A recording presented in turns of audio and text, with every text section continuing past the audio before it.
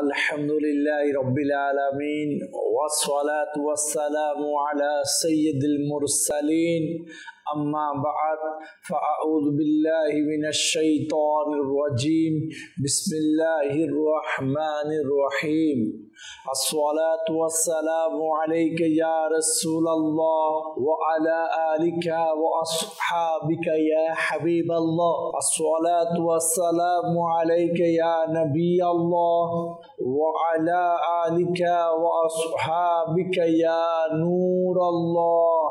প্রিয় ইসলামী ভাইরা, আমাদের চ্যানেলের দর্শকবৃন্দ, আল্লাহ রাসূল সাল্লাল্লাহু তাআলা আলাইহি ওয়াসাল্লামের উপর দরুদ শরীফ পড়ার অগণিত ফজিলত আর বারাকাত রয়েছে। যেমন কিতাবের মধ্যে আছে, যে ব্যক্তি আল্লাহ রাসূল সাল্লাল্লাহু তাআলা আলাইহি ওয়াসাল্লামের উপর দিনে 1000 বার দরুদ শরীফ পাঠ করবে, ওই দরুদ পাঠকারী মওতের আগে দুনিয়ায় থেকে জান্নাত দেখার সৌভাগ্য লাভ করবে। আসুন না, আমরা ডেইলি 1000 বার, বেশি হলে বেশি, এমন অভ্যাস করি যেন আমরা ওই সৌভাগ্য যেন হাসিল করি। আমরা আমাদের জবানকে দরুদের মধ্যে ব্যস্ত রাখি। আসুন মহাব্বতে একবার দরুদ পড়ি। সাল্লু আলাল হাবিব সাল্লাল্লাহু তাআলা আলা মুহাম্মদ সাল্লাল্লাহু আলাইহি ওয়াসাল্লাম। শুআবুল ঈমান কিতাবের মধ্যে রয়েছে, হযরত সাইয়েদনা ইবনে আব্বাস রাদিয়াল্লাহু তাআলা আনহুমা উনি বর্ণনা করেন, শাহেনশাহ মদিনা হুজুর পুরনূর সাল্লাল্লাহু তাআলা আলাইহি ওয়াসাল্লাম ইরশাদ করেন এভাবে, তোমাদের মধ্যে হতে যেই ব্যক্তি রাতে ইবাদত করার, আল্লাহর রাস্তায় সম্পদ ব্যয় করার এবং দুশমনের বিরুদ্ধে মোকাবেলা করার সামর্থ্য রাখে না, তার উচিত অধিক হারে আল্লাহর জিকির করা। রাত জেগে ইবাদত করার শক্তি নাই, মাল দৌলত আল্লাহ রাস্তায় খরচ করার সামর্থ্য নাই, দুশমনের বিরুদ্ধে মোকাবেলা করারও এবিলিটি নাই, বলা হচ্ছে তার উচিত সে যেন অধিক হারে আল্লাহর জিকির করে। কত গুরুত্বপূর্ণ একটি কথা। আল্লাহর জিকির এটা বান্দাকে মাওলার সাথে সুসম্পর্ক গড়ে দেয়। আল্লাহ জিকির বান্দাকে আল্লাহর বন্ধু বানিয়ে দেয়। আর আমরা কোথায় যাচ্ছি? আমরা চাই পয়সাওয়ালার সাথে বন্ধুত্ব করতে, নেতাদের সাথে বন্ধুত্ব করতে, অফিসারদের সাথে বন্ধুত্ব করতে, বড় বড় বসদের সাথে বন্ধুত্ব। কেন? বলে বিপদে যেন কাজে আসে, মুশকিলাতে যেন আমার কাজ আমাকে সঙ্গ দেয়। ও ভাই, দুনিয়ার ক্ষমতা 5 বছর তারপরে চলে যায়, বন্ধুর বয়স কয়দিন তারপর মারা যায়, অফিসারের চাকরি কয়দিন তারপরে রিটায়ার্ড হয়ে যায়, সব কিছুর এন্ড আছে। এমন এক জাত, এমন এক মাওলা, এমন এক সৃষ্টিকর্তা আল্লাহ, যার কোনো শেষ নাই। যদি আমি আপনি যদি জিকিরের মাধ্যমে, নেক আমলের মাধ্যমে আল্লাহ পাকের সাথে সুসম্পর্ক গড়ে নি, তাহলে বিপদের সময় আল্লাহ পাকের দয়া আমরা এমনও পেয়ে যাব।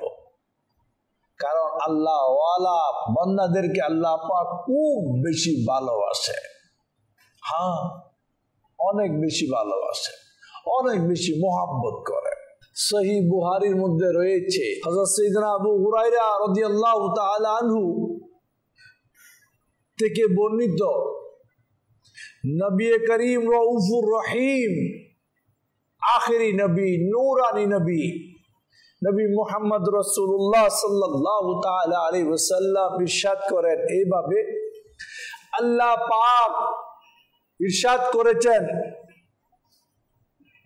আমি আমার বান্দাদের ধারণার অতি নিকটে রয়েছি, যা তারা আমাকে নিয়ে করে থাকে। সে যখন আমার জিকির করে আল্লাহ বলে তখন আমি তার সাথে থাকি।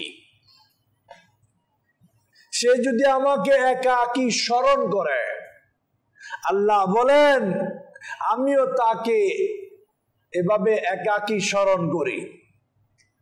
আমার বান্দা যদি কোনো মজলিসে সমাবেশে একত্রিত হয়ে আমাকে স্মরণ করে আল্লাহ বলে আমি এর চাইতে উত্তম মজলিস সমাবেশ নিয়ে আমার এই বান্দাকে স্মরণ করি।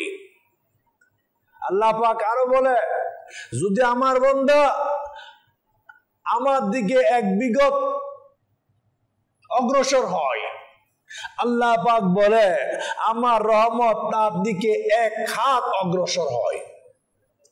আল্লাহ পাক আরো বলে যদি আমার বান্দা আমার দিকে এক হাত অগ্রসর করে আল্লাহ বলেন তখন আমার রহমত আমার বান্দার দিকে 2 হাত অগ্রসর হয়। আর যদি আমার বান্দা সেই আমার নিকট হেঁটে হেঁটে আসে তখন আল্লাহ বলে আমার রহমত আমার বান্দার দিকে দূরে দূরে তার নিকটে যায়। প্রিয় ইসলামী ভাইরা, আমরা যা চাই তার যা ধারণা করি এর চাইতে অনেক নিকটে আল্লাহ। আমি যেমন চিন্তা করি যেমন ভাবে আল্লাহ জিকির করি আল্লাহ উত্তম বৈঠকে আমার আপনার চর্চা করে। আল্লাহ রহমত বান্দার দিকে অনেক বেশি অগ্রসর। আমরা যদি কাউকে প্রশ্ন করি সবচাইতে মা সন্তানকে বেশি ভালোবাসে, বাস্তব। বাপের চাইতে মা বেশি বান্দাকে ভালোবাসে, মার চাইতে আখেরি নবী উম্মতকে বেশি ভালোবাসে, আখেরি নবীর চাইতে সব চাইতে বেশি আমার আপনার পালন কর্তা আল্লাহ পাক বান্দাকে ভালোবাসে। আর যারা জিকির করে তাদেরকে তো আল্লাহ বেশি মহব্বত করে। কিতাবে আছে যখন কোন গুনাহগার অনুতপ্ত হয়ে লজ্জিত হয়ে শর্মিন্দা হয়ে আল্লাহর দরবারে তওবা করে আল্লাহ বলে আমি তাকে বন্ধু বানিয়ে নিই। আমরা কোথায় যাচ্ছি? আল্লাহর দরবারে তওবার দিকে না দুনিয়ার দাম দৌলত নেওয়ার দিকে? আমরা কি আল্লাহর রেজামন্দি পাওয়ার জন্য আল্লাহর জিকিরের দিকে যাচ্ছি না দুনিয়ার অট্টালিকা বিল্ডিং বাড়ি গাড়ি নির্মাণের চিন্তা ফিকিরের মধ্যে আছি? আমরা কোথায় যাচ্ছি একবার চিন্তা করা দরকার। যেমন আল্লাহ পাক সূরা রাত 28 নং আয়াতের মধ্যে ইরশাদ করেন এইভাবে কাদুল ঈমান থেকে অনুবাদ, ওই সমস্ত লোক যারা ঈমান এনেছে এবং তাদের অন্তর আল্লাহর স্মরণে প্রশান্তি পায়। শুনে নাও, আল্লাহর স্মরণে অন্তরের প্রশান্তি রয়েছে। প্রিয় ইসলামী ভাইরা, মাদানী চ্যানেলের দর্শকবৃন্দ, বলা হচ্ছে ঈমানদারগণ যারা ঈমান এনেছে তারা আল্লাহর স্মরণের মধ্যে প্রশান্তি পায়, আল্লাহর জিকিরের মধ্যে শান্তি পায়। এখন আমরা তো শান্তি তালাশ করি, কেউ ডাক্তারের কাছে, কেউ ওষুধ পান করে, কেউ আরাম আয়েশের মধ্যে সুখ। সুখ সুখ কি হেফি সুখ কোথায়? है कोई दुनिया में सुखी নেই, নাই। আল্লাহ জিকির ছাড়া আর কোন জিনিস আল্লাহ সুখ শান্তি প্রশান্তি রাখে নাই। যেমন আল্লাহর ওলিদের জিন্দেগি আপনি দেখেন না, তাদের হাত এভাবে থাকে, তারা কোনো না কোনো তসবিহ পড়ে, ইয়া আল্লাহ ইয়া হাইয়্যু ইয়া কাইয়্যুম, বিভিন্ন আল্লাহর নাম, যতগুলা নাম আছে সবই জিকির। বিভিন্ন জিবা পড়ে, কোরআন পড়ে, কোনো না কোনো এই ধরনের অ্যাক্টিভিটিসে ব্যস্ত থাকে। হযরত সাইয়েদনা ইবনে আব্বাস রাদিয়াল্লাহু তাআলা আনহু থেকে বর্ণিত আখেরি নবী নূরানি নবী সাল্লাল্লাহু তাআলা আলাইহি ওয়াসাল্লাম ইরশাদ করেন এভাবে, হে মানব সন্তান, তুমি যখন আমাকে একা স্মরণ করো আমিও তোমাকে তখন একা স্মরণ করি। আর তুমি যখন আমাকে কোনো মজলিসে স্মরণ করো তখন আমি এর থেকে উত্তম মজলিসে তোমাকে স্মরণ করি। এখন আমাদের মজলিস তো ডেলি হয় চায়ের দোকানে, ডেলি হয় খেলার মাঠে, ডেলি হয় সাগরের পাড়ে, ডেলি হয় দোকানে, ডেলি হয় অফিসে, ডেলি হয় কলেজে, ডেলি হয় ইউনিভার্সিটিতে, ডেলি হয় আড্ডা, আমাদের মজলিস স্কুলে মাদ্রাসায় বিভিন্ন গ্যাদারিং এ। কিন্তু এই মজলিস গুলা কি আল্লাহর জিকিরের মধ্যে থাকে না বান্দার গীবতের মধ্যে থাকে? এই মজলিস গুলা কি আল্লাহর জিকিরে থাকে না পরনিন্দার মধ্যে থাকে? এই মজলিস গুলো কি কোরআন ও নাতের মধ্যে ভরপুর থাকে না মিউজিক ভরা গান বাজনা দিয়ে ভরপুর থাকে? এই মজলিস গুলা কি ফিকরে আখিরাত কারণ কিতাবে রয়েছে কিছুক্ষণ ক্ষণিকের জন্য আখিরাতের চিন্তা করা 60 বছরের নফল ইবাদত থেকে আফজল আমার আপনার অ্যাক্টিভিটিস, আমার আপনার বৈঠক, আমার আপনার গ্যাদারিং, আমার আপনার আড্ডা, আমার আপনার মজলিস, এগুলা কি ফিকরে আখিরাত করে হায় আমার কি হবে, কবরে কিভাবে থাকবো এটা নিয়ে ব্যস্ত না? হায় আমার যদি একটা বাড়ি হইতো, আমার একটা গাড়ি হইতো, আমিও সুন্দর একটা বউ পাইতাম, আমি বড় পয়সাওয়ালা হইতাম, এটা করতাম সেটা করতাম না, এই ধরনের হয়। আমরা কোথায় যাচ্ছি? আমাদের চিন্তা কোথায়? আগেরকার সাহাবায়ে কেরামগণ নিজের সন্তানকে চিন্তা করতো, আমার সন্তান যদি আল্লাহর রাস্তায় কুরবান হয়ে যেত। আর আজকের মা বাপ আমরা চিন্তা করি আমার সন্তান যদি বড় পয়সাওয়ালা এমপি মন্ত্রী মিনিস্টার ডাক্তার ইঞ্জিনিয়ার হতো। আসমান ও জমিন পার্থক্য আজকে আমার আপনার চিন্তা ভাবনার মধ্যে। আমরাও গ্যাদারিং করি, আড্ডা দিই, কিন্তু আমার আপনার আড্ডার মধ্যে গুনাহ ভরপুর। আর আল্লাহ ওয়ালাদের যে আড্ডা বলে হুজুরদের এই মাহফিল গুলা শুনে কি হবে?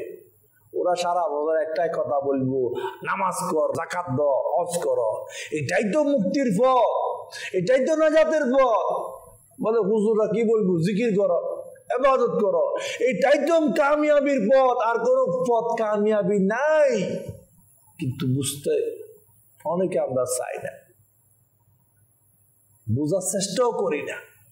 আল্লাহ জিকিরের মধ্যে রাত ঘুমাই, যেমন ঘুমানোর আগে জিকির করা দরকার। কিতাবে রয়েছে যেই ব্যক্তি সারাদিন পরিশ্রম করে, অনেক পরিশ্রম করে, অনেক খাটে, সেই যদি সকাল বেলায় তরতাজা এনার্জিওয়ালা সকাল করতে চায়, ঘুমানোর আগে যে সে যদি তসবিহে ফাতিমা পড়ে, তার সমস্ত ক্লান্তি, সমস্ত দুর্বলতা দূর হয়ে যাবে। মা ফাতিমা রাদিয়াল্লাহু তাআলা আনহা আমার নবীর দরবারে গেল, একটা গোলাম দেন ইয়া রাসূলুল্লাহ সাল্লাল্লাহু তাআলা আলাইহি ওয়াসাল্লাম, ঘরের অনেক কাজ একা করতে কষ্ট হয়। তখন আমার নবী বললো, এর চাইতে আমি তোমাকে উত্তম ওজিফা দেব না, উত্তম জিকির দেব না? 33 বার সুবহানাল্লাহ, আলহামদুলিল্লাহ, আল্লাহু আকবার 34 বার, টোটাল 100 বার। এটাকে তাসবিহে ফাতিমা বলা হয়। আপনিও আমাদের যে দর্শক যদি এটা পরে পরে ঘুমিয়ে যান, দেখবেন অল্প ঘুমিয়েছেন, হয়তো 2 ঘন্টা ঘুমিয়েছেন, আপনার মনে হবে আপনি একদম যেভাবে মোবাইল 100-100 চার্জ হয়ে যায় এনার্জি, ঠিক তেমনি শরীরে এমন হয়ে যাবে। কারণ জিকিরের মধ্যে সমস্ত এনার্জি, সমস্ত শান্তি, সমস্ত সুখ আল্লাহর জিকিরের মধ্যে আছে। আল্লাহ বুঝার তৌফিক দান করো। আমরা কোথায় যাই? ডাক্তার আমার ঘুমাই না, একটা ঘুমের ট্যাবলেট দেয়। এত টেনশন করেন কেন? এত টেনশন নিবেন, দুনিয়ার দৌলতের ঘুম চলে যাবে। ঘুম এটা নিয়ামত, এটা আল্লাহর পক্ষ থেকে নিয়ামত। কিন্তু আমরা আসি উল্টা পথে। আমরা কোথায় যাচ্ছি একটু চিন্তা করি। আল্লাহর প্রিয় হাবিব সাল্লাল্লাহু তাআলা আলাইহি ওয়াসাল্লামের পিয়ারা সাহাবী হযরত সাইয়েদনা মুআজ বিন আনাস রাদিয়াল্লাহু তাআলা আনহু থেকে বর্ণিত, হায়াতুন নবী, আখিরি নবী, সমস্ত মাখলুকাতের নবী, নবী মুহাম্মদ রাসূলুল্লাহ সাল্লাল্লাহু তাআলা আলাইহি ওয়াসাল্লাম ইরশাদ করেন এইভাবে, আল্লাহ পাক ইরশাদ করেন, আমার বান্দা যখন মনে মনে আমার জিকির করে তখন আমি আমার ফেরেশতাদের মজলিসে সেই বান্দার প্রশংসা করি। আরো কি, আমার বান্দা যখন কোন মজলিসে আমার জিকির করে, আল্লাহ বলেন, তখন আমি এর চেয়ে উত্তম বন্ধুদের মাঝে তার স্মরণ করি। কত সৌভাগ্য আমার আপনার! আল্লাহ জিকির করলে আল্লাহ কত এনাম পুরস্কার দিচ্ছে। এই জন্য আমি তো বলবো ভাই, প্রতিনিয়ত জিকির করি। দরুদ শরীফ পড়া এটাও জিকির, কোরআন পড়া এটাও জিকির, ভালো কাজ টাকা এটাও জিকির, মানুষকে ভালো কথা বলা এটাও সৎকার সওয়াব। অর্থাৎ আমার আপনার মাইন্ডটাকে আমরা এভাবে সাজাই, শোর ফিক্রে দুনিয়া কি চল মদিনে চলতে হ্যায়, এভাবে নিজেকে সাজাই, জিকিরে ফিকিরে জিন্দেগি করি। প্রতিনিয়ত চাইলে বান্দা ভালো কাজ করতে পারে। যারা ব্যবসায়ী তারা সৎ ব্যবসা করি, কেউ পথ চিনে না তাকে সহি শুদ্ধ পথ দেখিয়ে দেন, এটাই ইবাদত। চলতেছেন রাস্তায়, খারাপ জিনিস পড়ে আছে কষ্টদায়ক, সরাই দেন, এটাই ইবাদত। কোন বৃদ্ধ মানুষ বোঝা উঠাইতে পারে না, তার বোঝা উঠিয়ে দিয়ে এটাই ইবাদত। ভালো চিন্তা ভাবনা করা, মানুষ সে সাথে সুসম্পর্ক, কারো বিরুদ্ধে খারাপ চিন্তা কল্পনা না রাখা, জিকিরের মধ্যে তাকাই ডোবালা। আমরা চাইলে কিন্তু অনেক কিছু করতে পারি, নিজেকে সাজাইতে পারি। আল্লাহ বুঝার তৌফিক দান করুন।